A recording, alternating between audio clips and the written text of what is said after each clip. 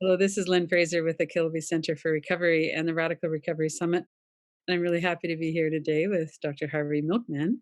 And he has been at the leading edge of addiction recovery and innovative ways to work with this. And so, why don't we start just by you could introduce yourself a little bit and say, how did you get to where you are now? But also, what led up to you've got three really interesting major projects that I'd like to talk about: Iceland, the prison, and the arts programs that you're involved with. So, how did you get to here?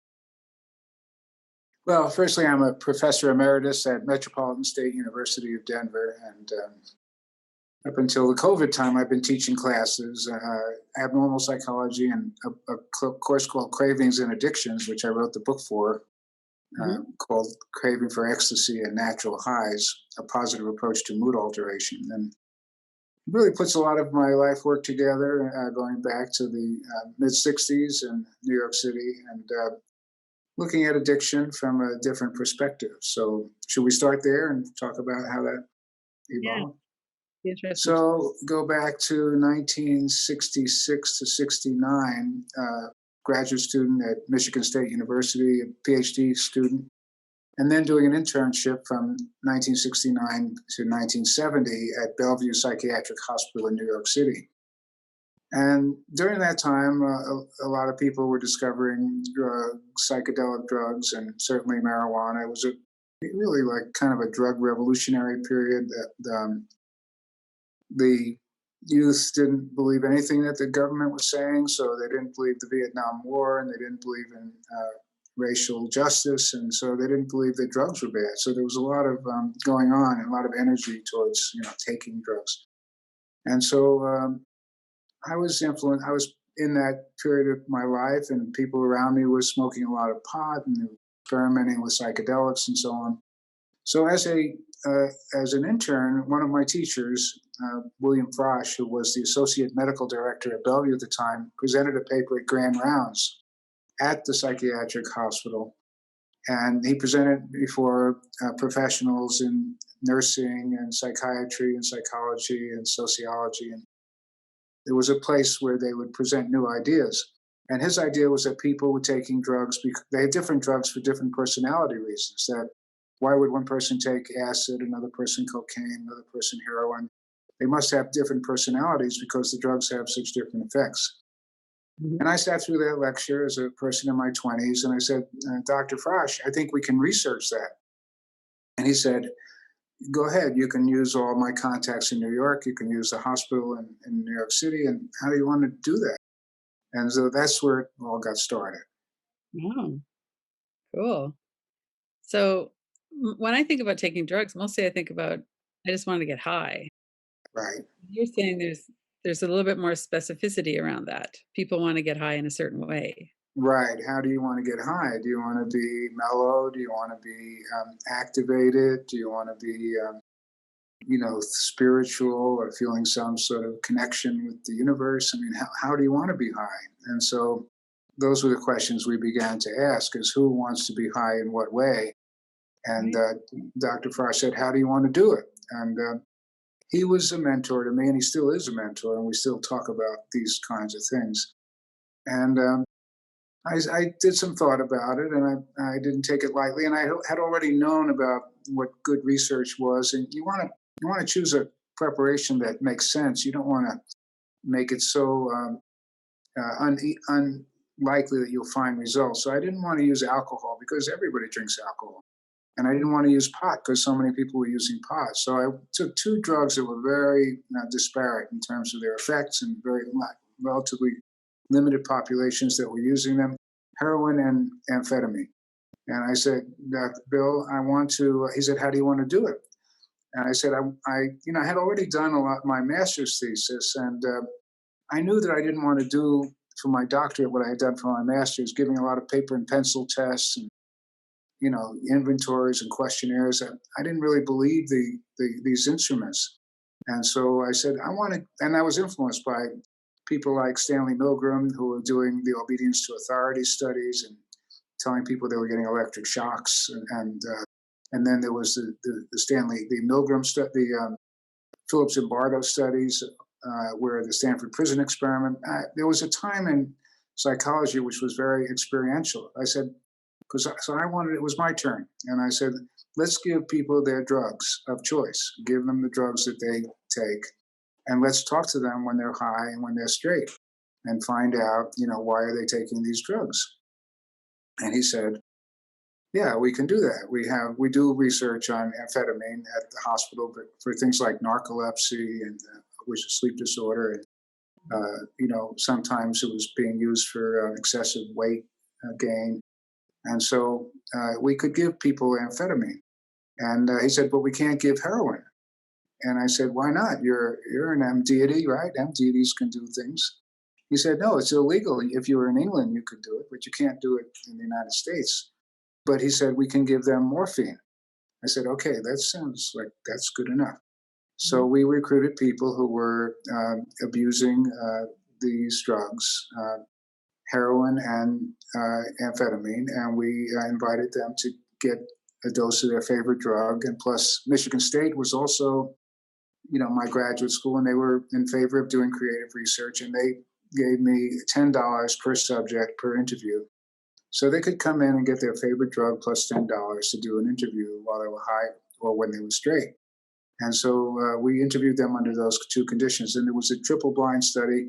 So they didn't know whether they were getting the drug or not getting the drug. And I didn't know who was getting the drug as I was rating these interviews with people who were considered normal, people who were considered users of heroin, and people considered users of amphetamine. And we had a pretty clean study, and we were able to get 10 subjects in each category and interview them twice and then analyze the results. And we found out that they really did have different personalities. So the people who were using stimulants were active confrontational types. They were people who were radical politicians, they were musicians, they were construction workers. When they were under stress, they wanted to do something. And, if you were a person who would likely to use stimulant drugs, if you had trouble with your boss, you'd probably wake up at 3 o'clock in the morning, clean the refrigerator, and call your boss at 6 o'clock before either of you got to. You wanted to take action. And if you were a person who was favorable towards heroin, it was the opposite. You wanted to shut down stimulation. Get out of my face, don't talk to me, pass the food under the door, no sound, no light. I want to shut down. I want to shut myself down when I'm under stress. So I started writing that up, and we published an article in the Journal of Nervous and Mental Disease in 1973. And it was about the drug abuser's chosen drug. And we described those different characteristics. And I wrote the phrase that the drug of choice is harmonious with your characteristic way of reducing stress. So if you're a person who relieves stress in one way, you gravitate towards one drug or another drug. And then we started thinking about psychedelics, and fantasy is also a way of reducing stress, to step out of kind of the world as it is and to go into a fantasy. So that became the sort of third drug of choice with the psychedelics. And so that really launched my career, that article. It was, people asked for reprints from all over the world. It was somehow, there was a void that was filled because nobody really had addressed that position of drug of choice. So that's how it all started. Oh, that's really cool. So where did it go from there? So you get your PhD. Now I have a kind of a reputation of having some expertise in this field. The National Institute of Drug Abuse is asking me to write an article about, comparing. Mine was considered a psychodynamic theory of drug use, tying it back to childhood ego states and, how people grow up and what they need to do to cope, and comparing it to biological theories and sociological theories. And there was a whole journal put out, a monograph about, different drugs, different ways of understanding drug use. In my article, then they asked us to address 5 points. Why do people start using drugs? Why do they continue using drugs? When do they reach a threshold to abuse? When do they stop, and when do they relapse? Those were the 5 questions. So, okay, why do they start using drugs? Everybody who's listening to this broadcast would have an answer to that. There's availability, there's curiosity, there's risk taking. Maybe there's a certain amount of, inhalation, depression. So that's why they start. Why do they continue? Well, that's where the Milkman Frosh study shines. They continue because they find a drug that fits like a glove in their hand. It's like the drug of choice. It matches their personality. It's something they've always been looking for. It's something that makes them feel how they always wanted to feel when they're under stress. It gives them an extra, turbocharges them for stress. So that is why they continue. But when do they reach a threshold to abuse? That became the interesting question. So don't forget the early 70s, and now President Carter is also examining the legalization of marijuana at that time. And I wasn't willing to say that if you smoke pot, you're automatically on the threshold to abuse. If you're, or if you drink alcohol, or if you have a, so when do you get to the threshold to abuse? One of the secretaries of Health, Education, and Welfare, he gave a talk, and he said cigarette smoking was suicide in slow motion. And I thought that was such an interesting idea, that so when do they start committing suicide was the question that I was sort of looking at in terms of threshold. When does it start really going down? When do people really start taking themselves down with whatever drug they choose to take? And so the act of taking it was not sufficient for me to think that they were on that sort of trajectory of destroying their lives. So then that's where the lights went on, and the epiphany, the big epiphany for my current work came about. So they could be on that threshold to abuse before they ever take the drug. In other words, if they have, like, say, a predilection towards arousal or relaxation or fantasy, they could be relying on those ego states before they even took the drug. So they could be on the threshold to abuse. And people tell me we were stealing hubcaps. We liked the rush of it. And then we started stealing radios. And it wasn't enough. Then we started stealing cars. And so then we discovered cocaine. But we were on that sort of trajectory before we even discovered the drug. So we were on a threshold to abuse. So then I started talking to, what turned out to be a major life partner, friend, and collaborator, Dr. Stanley Sunderworth, who was a brain scientist and the Dean of Science and Math at Metropolitan State University of Denver. I said, Stan, I think people are getting addicted not to the drug, but to their style of coping. I think they're getting addicted to that. And you know what he said in 1 second? He said, yeah, they're getting addicted to changes in the brain chemistry. That's what they're getting addicted to. And I said, what do you mean? He said, well, yeah, addicted to changes in brain chemistry. And he said, come in, I want to show you something. So we came into his office, and he took out a letter from his brother-in-law, who was wanted him to go to Siberia with him and release all the Bengal tigers who were captured. And he wanted to actually bring them back to Siberia. He wanted to go to the zoos in the United States. And he said, my brother-in-law has what they call schizophrenia, but it's an example of Pazuzu neurotransmission. I said, what are you talking about? I mean, your brother-in-law, he feels victimized. It's a metaphor. He wants somebody to help, protect him. It's a metaphor for his own. He said, no. He looked and he showed me all these articles about, excess dopamine and schizophrenia. Mm-hmm. And then we started talking about, the problems with dopamine and substance abuse and how people are craving these kinds of neurochemicals in order to change their state of mind. And so then we started thinking about, well, if that's the case, if people are really trying to change their neurochemistry, either by inducing more endorphins or serotonin or norepinephrine or dopamine or GABA, then why not? And the brain is a giant pharmaceutical that makes its own mind-altering chemicals. Why not get people to change their brain chemistry in healthy ways, and if that's what they want to do, and not rely on this sledgehammer of drugs?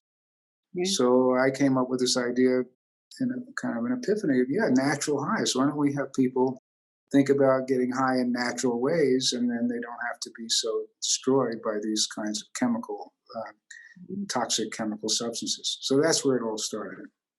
Wow, that's really cool. Wow. So did the arts program start then, or what was your next kind of big step?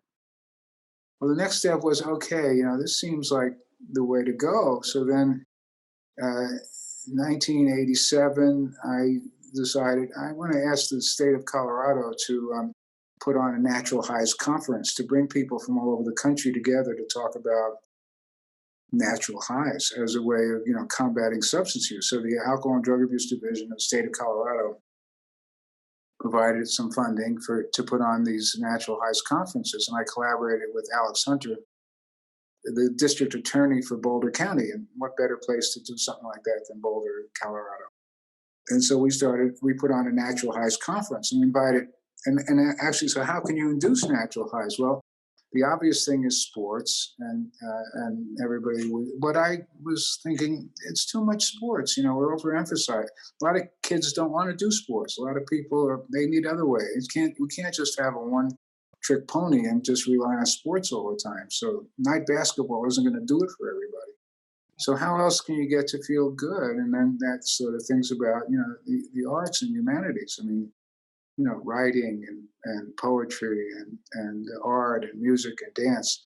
So they became the logical sort of companion pieces to athletics and vigorous physical activity. So we invited people like Betty Edwards, who wrote a book called Drawing on the Right Side of the Brain, to be a keynote speaker for art as a natural high. We had the director of the Naropa Philharmonic Orchestra in Boulder talking about music as a natural high. We had Frank Shorter, who won the Olympic marathon in Munich, talking about running as a natural high.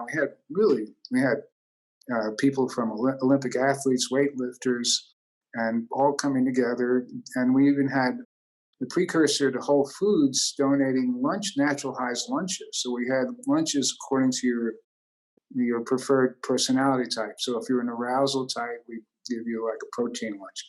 If you're a relaxation type, we give you a carbohydrate lunch. If you were a fantasy type, we give you some, very chocolatey, some very rich sort of, luxury dessert type of lunch.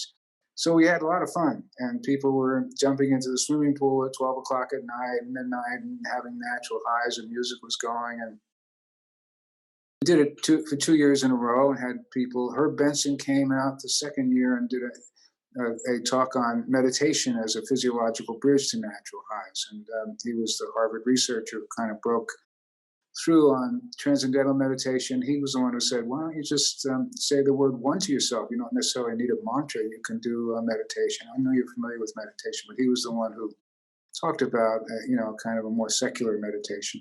So he came out, and we had. And then I took all that information. I wrote a grant. I said, well, okay, why not give some of our most vulnerable populations a segue into natural highs? I mean, who are the most vulnerable people? Among them are certainly teenagers.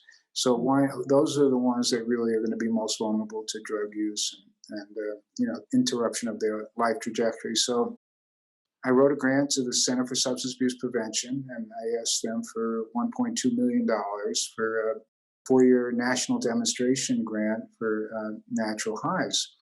And you know what? They didn't like that term, natural highs. They didn't want to, they stayed away from, they didn't like that natural high. They didn't like the word high, which I still think is a good thing to tell people about, to think about natural ways of feeling good. But they rejected it. And they said, they found some things that they said were wrong with it. But I think they really didn't like that title. And I read their reviews, and I looked at it and I said, they're writing things that aren't really true about what's wrong with this grant. Mm-hmm. And I called them up. I had enough perseverance. I said, I don't think your reviewers were really playing square with this. And they said, okay, we'll look at it again. And I changed the title from Natural Highs to Project Self-Discovery. And then I was awarded $1.2 million. And I don't think I changed hardly any other words to it. But that was how, the words mean something, and how who's reading it and subjectivity of it. So we had that 4-year national demonstration grant that became, started in 1992, and then we ran that for 10 years, from 1992, and we gave kids, and we had great results. We had a great evaluation.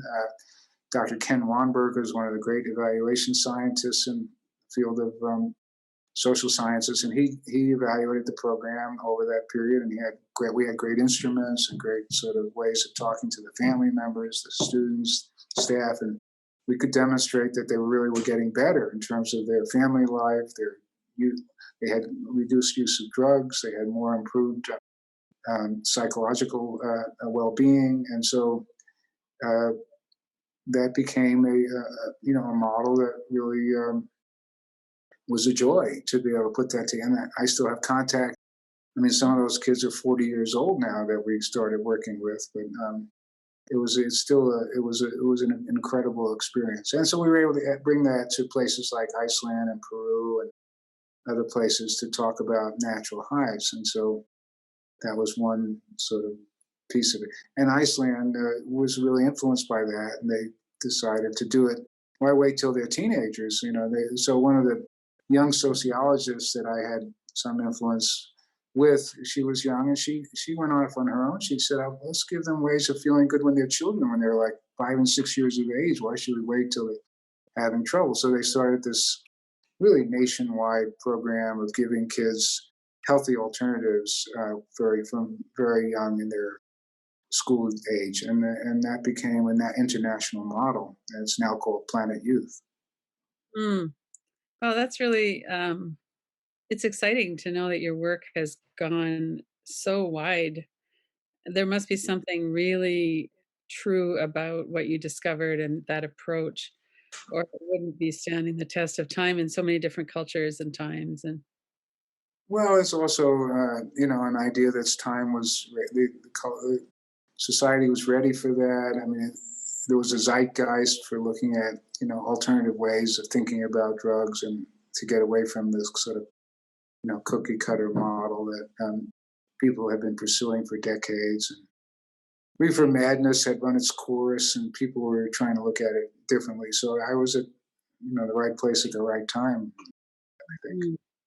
But Iceland has quite a different culture than the United States and the war on drugs and all of that. Can you talk a little bit more about Iceland? So what the situation, some of the statistics are pretty stark in terms of the amount of drinking and what was going on with teenagers. And they made some radical changes like curfews up to a certain age. Why don't you just kind of explain that a little bit for people? Well, you would think that they're very different from us, but really they're kind of situated halfway between Europe and the U.S. And they do take a lot from the U.S. and they're really not exactly European, and they're certainly not American, but they do respect and follow. And so they were influenced by the Just Say No and Nancy Reagan and the Dare campaign.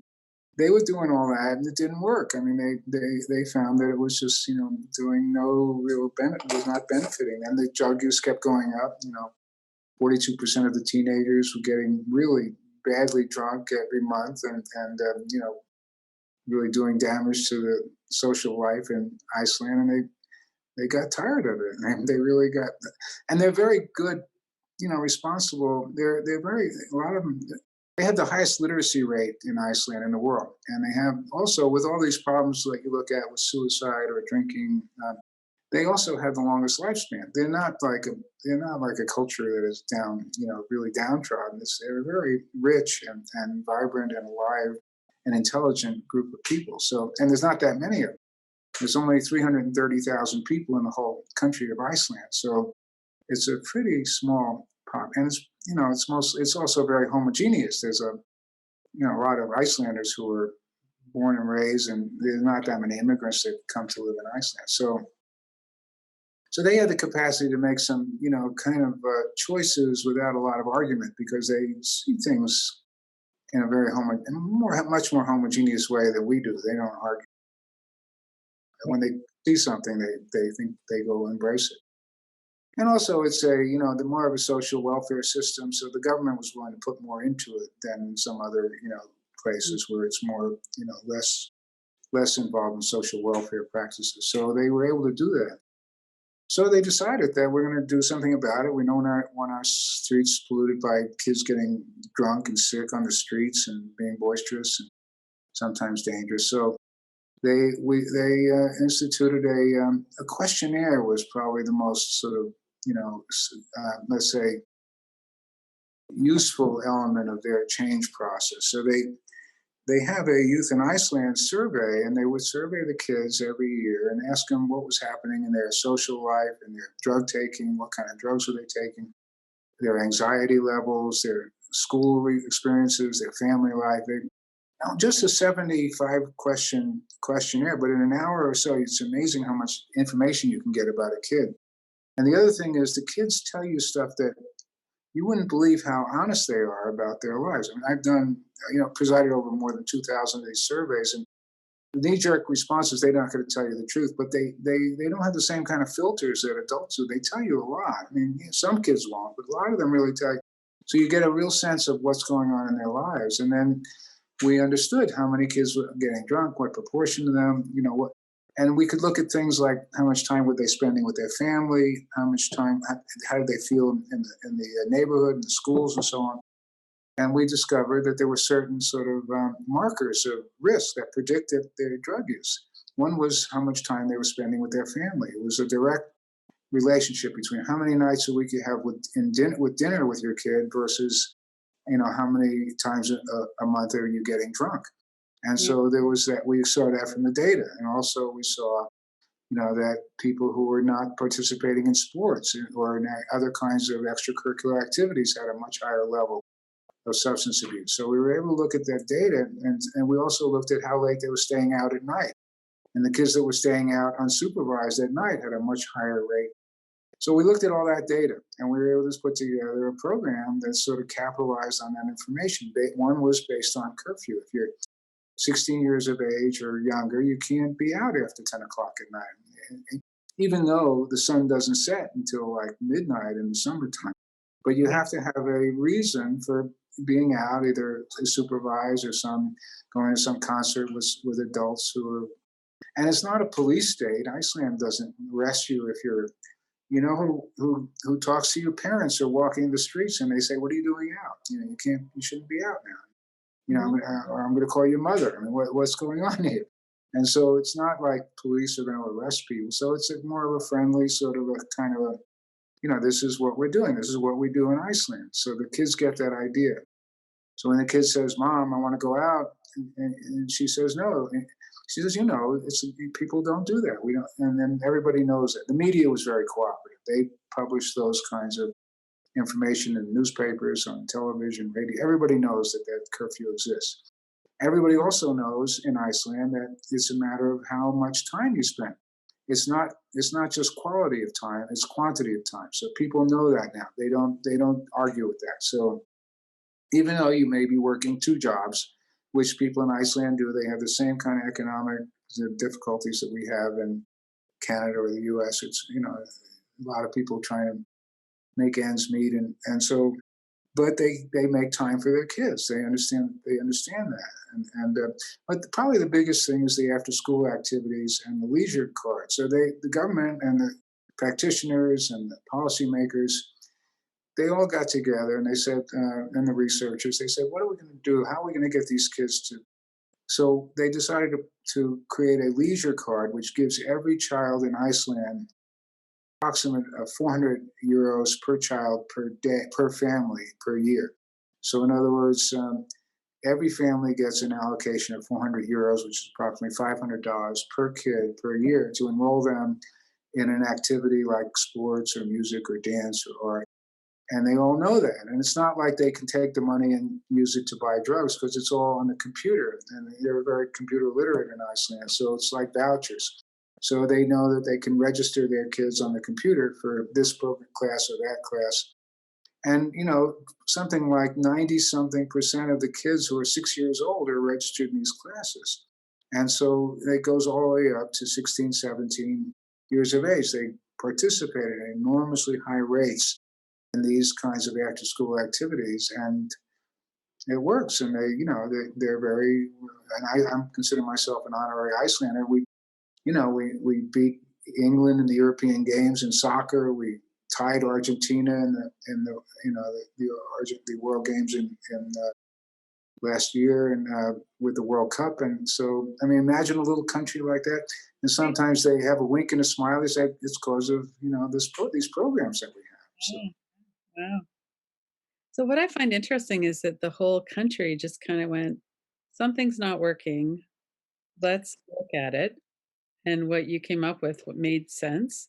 And so then they went, so let's try it. They I, went into it big time, and they put their own spin on it, and it really worked internationally. And so I was also, maybe some of the work that brought you to me was, I wrote an article about it in the Huffington Post.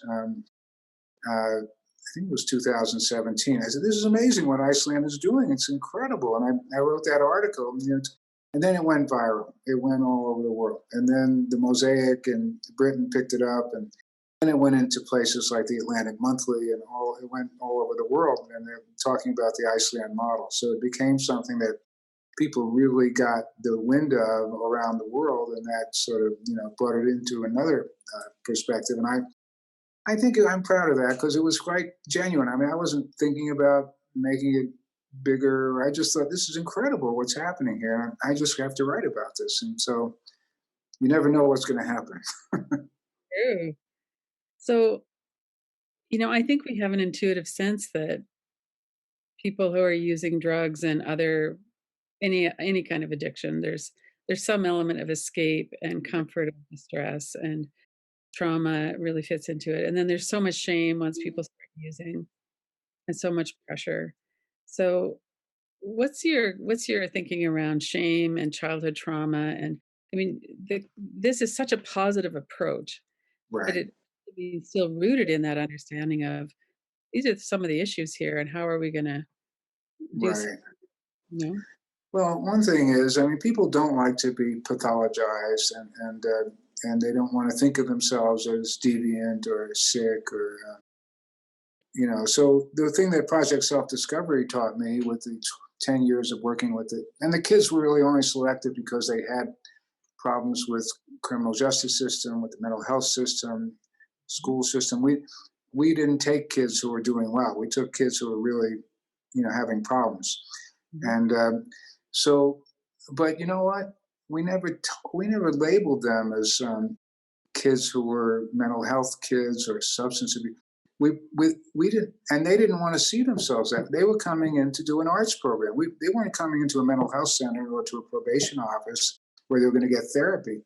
They were getting stuff that made them feel good, and they felt, and they weren't identified. They weren't sort of singled out as these are the kids that have mental health problems or criminal justice problems, and they were kids that wanted to learn art and music and dance, and we would give them whatever they wanted. And I learned that from a British study called Summerhill. I don't know if you ever ran into that, but it was a book written in the 60s. We studied in graduate school where the researcher brought kids who had problems with authority and brought them to a school in called Summerhill in England, and gave let them. They didn't have to take any classes that they didn't want. They could take whatever they wanted. They could take math or English, whatever they wanted. And then he got great results where the kids were moved away from delinquency into a more socialized way because they had choices about what they were doing. And I picked up on that. I said, if they want to learn hip hop, give them hip hop. They want to learn martial arts. They want to lose music. Let's just give them whatever they want. And they all wanted to learn something like that.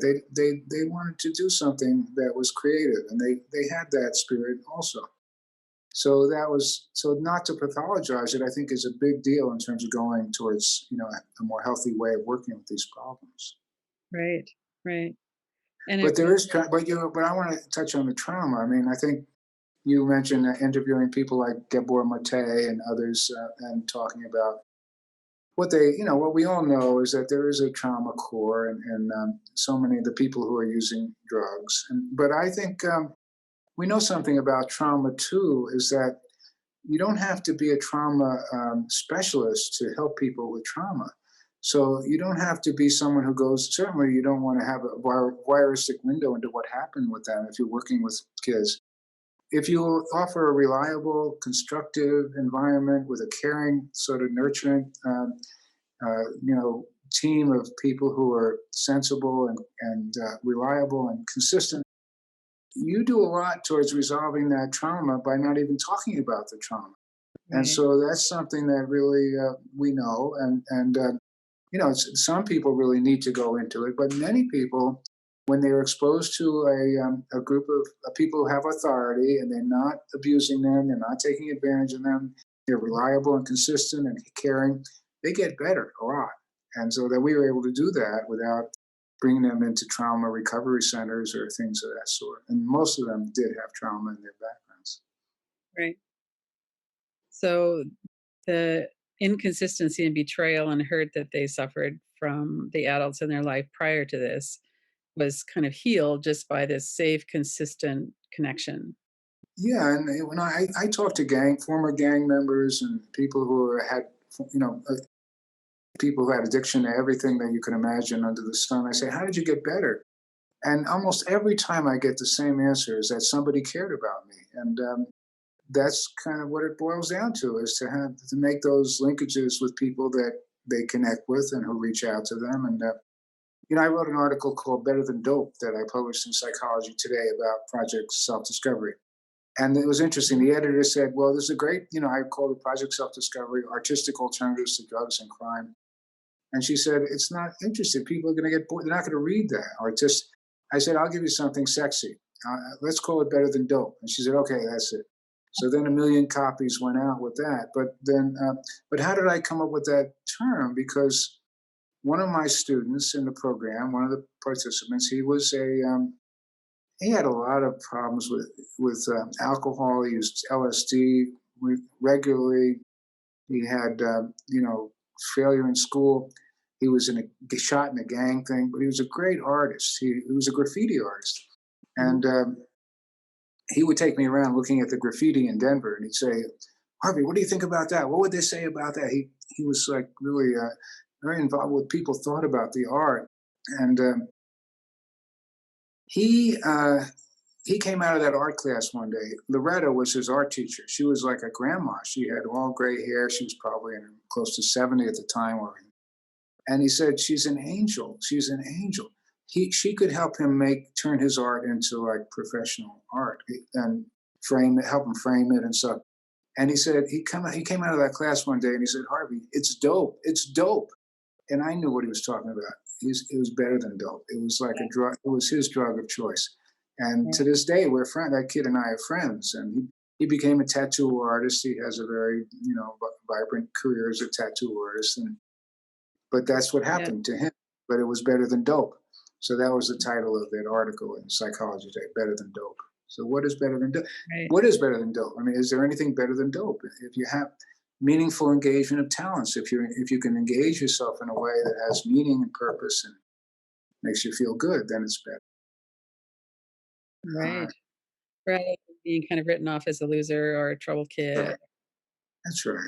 And this whole field of motivational interviewing that has, been a revolution in psychology. I mean, when people have their own reasons to change. I mean, we don't have to give them all the reasons that they should change. They know themselves. I mean, even the kids who are teenagers who are having these problems, they sensed that it was a good idea to get something else going for them. And when they saw that ring on the merry-go-round, they grabbed for it because they knew that there was a possibility there that they didn't want to pass up. So people have their own reasons to change, and you don't have to lock them up, tell them that they're going to die if they don't do it. They understand a lot of that. Right. Yeah. The whole war on drugs and just say no. A lot of that was so shame based. Yeah, that's right. So we have a program in Colombia. The country of Colombia had it, and it has a very interesting. Can I mention that a little bit? Yeah, for sure. It's a wonderful program. It's called Tiempo de Juego, which means game time in Spanish. And I think I feel a kinship with the originators of the program. It was about a decade ago that one of the journalists walked into the urban settlement. Some people might call it slums. We call it urban settlements outside of Bogota. And people, they squat, they build little shacks, and they live there without paying rent. And thousands of people. It's like the favelas in Brazil. And he walked into that settlement. He started kicking a woolen, like a makeshift ball. It wasn't even a regular ball. And he noticed that the kids got into it. They liked to kick the ball with him. And he started this idea of football for peace. And they started they had some philosophy where they would make up their own rules, but it had to be something like pro-social. So a goal wouldn't count unless a girl kicked the first goal. Or you'd have to celebrate the other team if they kicked the goal. So they would make up their rules, and then they'd have fun doing that. And after the game was played, they'd discuss what worked and what they wanted to carry on to the next round of it. So pretty soon they had thousands of kids kicking these soccer balls around in these slums. And then they had grandmas making snacks for them and watching them play and making these, and it became like a movement where they call it game time. And then they started introducing art and music and dance to the kids, and it's a model program. And so there were like they did what I did on steroids. They did Project Self Discovery on steroids in this neighborhood, this city outside of Bogota that's really urban settlements. And so I collaborate with them, and we do work together, and we talk about brain chemistry and natural highs, and we talk to right up to the head of the government about. We're having a podcast going to be put together in the next couple of weeks about talking with the Minister of Sports and a researcher from Harvard and myself talking about these natural highs opportunities that are being developed in Colombia. And so it's exciting to do that kind of work. In the COVID time, the kids can't get out and do these collaborative. South America's hit harder in some ways than many places in the world. So it's not so easy to get people together in collaborative group experiences. So we wrote a collaborative grant with Tiempo de Juego to see how social media could be used to influence kids to make healthy choices around how they're going to have natural highs given in the COVID period. So that's something that we're working on right now is how can you influence kids given the fact that we can't do the same kinds of activities in the way that we've been doing them. Have you got any kind of preliminary ideas about how you might do that? Yeah, we have a group in Boulder is called Natural Highs and influenced by the work that I initiated. And we have a Natural Highs group that has high school kids, and they go out and they talk to other high school kids. But they meet regularly and they put on Natural Highs events, and they show how, talking and dancing and art and music, and we have activities that, I mean, simple things that you can do to show how you can laugh and have a lot of laughter without taking drugs. And some of these kids, when they get exposed to that, it's the first time they ever laughed without drugs in their system. But I mean, some simple things that you can do that are, like, very simple thing is, if we play that simple game of red light, green light, and you say, okay, when I say red, when I say go, you go. When I say stop, you stop, and then you reverse it. You say, when I say stop, you go. When I say go, you stop. And then when I say clap, you clap. And when I say jump, you jump. And then we're going to reverse it. When I say clap, you jump. When I say jump, you clap. And then you got these kids running around. And they're laughing and giggling. And they can't exactly. And they say, well, you're getting sort of high on your own brain chemicals. You're having fun with just, playing around with how you can think about things. Yeah. And so we have ways of doing it. We have hundreds of exercises to bring kids into feeling good without drugs. Mhm. Mhm. And they get it and they understand it. Yeah. So the common denominator here just seems to be connection, which is something that people have started talking about more in the last, 5 years maybe, a lot more about disconnection and drug use or connection as a Yeah, kind of. So what would you have to say about that? Is that kind of the theme that's running through all of this? I Fun. think so, Lynn. I really think so. I think my somehow my mind works, and I somehow step out of the like a very traditional way of thinking about things, and I think about, like, I thought about, why do people, in the name of some sort of religious extremism or some kind of a cult, why do they do crazy things to each other? And to me, that's a type of addiction. I talk about that in my book about addiction to fantasy. I mean, obviously, if something makes you feel good and takes you out of some trauma state, Right. you can get addicted to your own thinking too. So I put on a conference at my university called "When Faith and Violence Coincide." I mean, how can you justify committing violence in the name of some sort of religious belief system? And I had people from around the country coming to talk about this question. And one of the people that came to my attention as I was directing this conference was a girl she fell in love with an ISIS fighter, and she was flying to Turkey to marry the ISIS fighter and then to go to Syria and to become part of the ISIS family.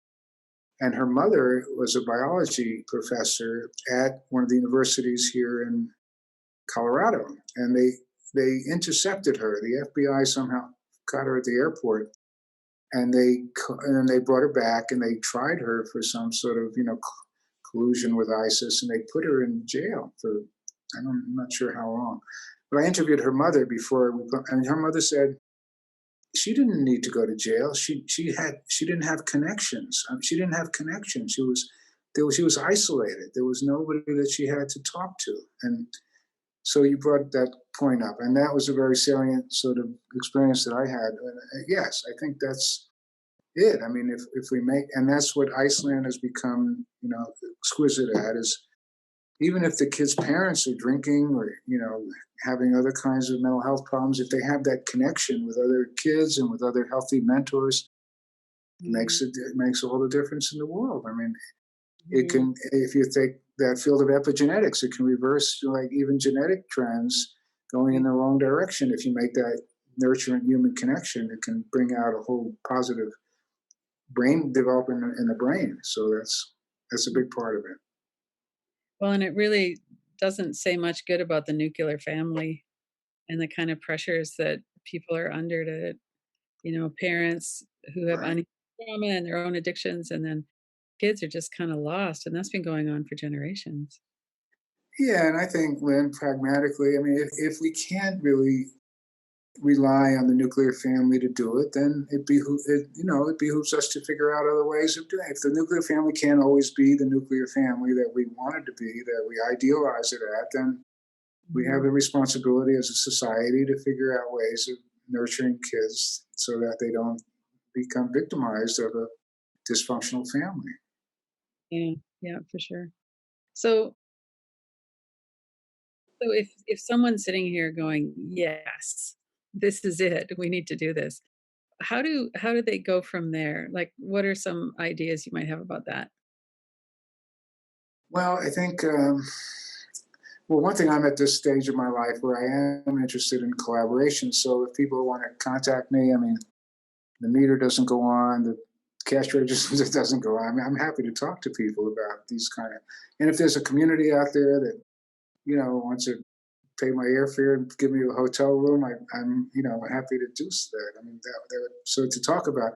I mean, it needs a little bit more than just a half hour, you know, Right. interview. But there are a lot of ways that we can learn about how to pursue these kinds of mechanisms and methods, and we can get started with it. And really, what it takes, I think, for a community to go forward is to identify a core group of stakeholders that consist of people who are interested in research, policymakers, and people who work with kids. And it could be a handful of kids, like Margaret Mead said, never doubt that a small group of people can change the world. In fact, it's the only thing that it ever has.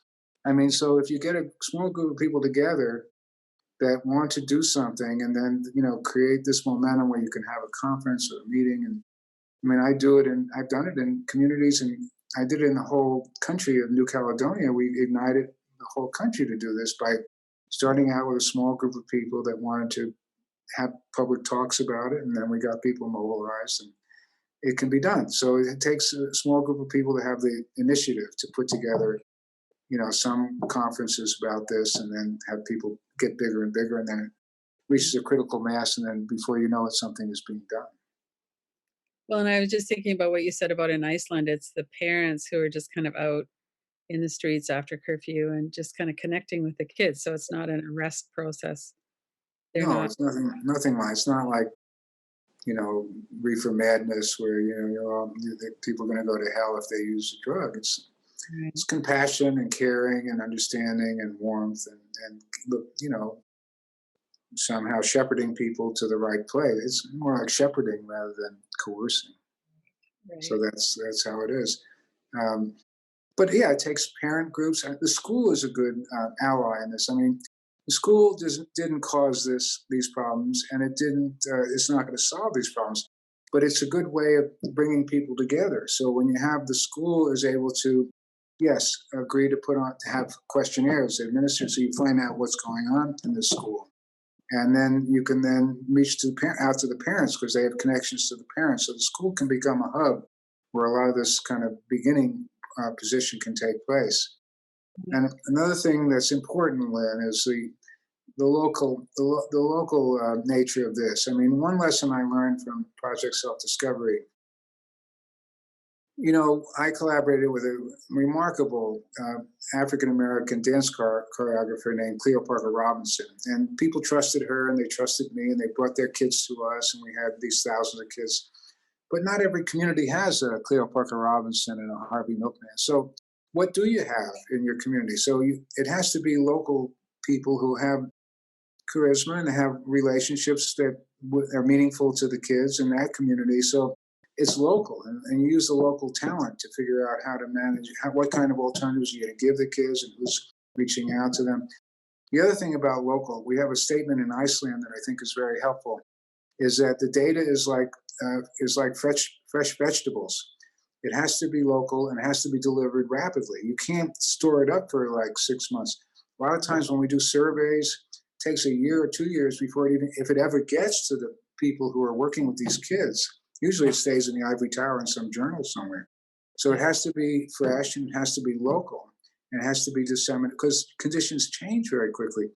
What's happening in Nova Scotia, I promise you, is very different than what's happening in Montreal, what's happening in Right. Toronto, or in neighborhoods in Toronto or Montreal. So it has to be, you have to think about the local conditions and then apply remedies within the capacity and the specific risk and protective factors in those local communities. And that's how it works.